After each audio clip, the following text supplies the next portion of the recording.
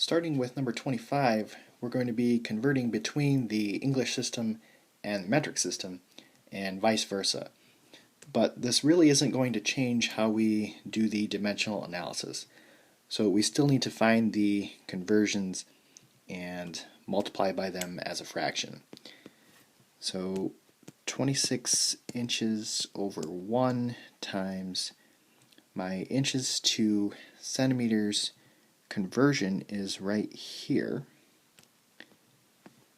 So that's going to be 2.54 centimeters over 1 inch.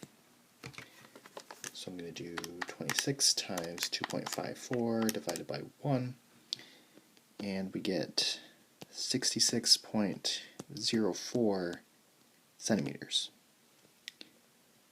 On question number 26, it's 776 miles converting to kilometers. So that conversion is right here.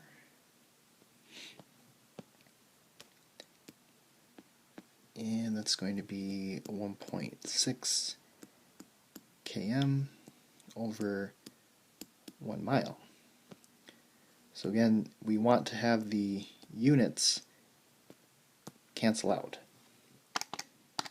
So 776 times 1.6, and we get 1,241.6, and this will be km.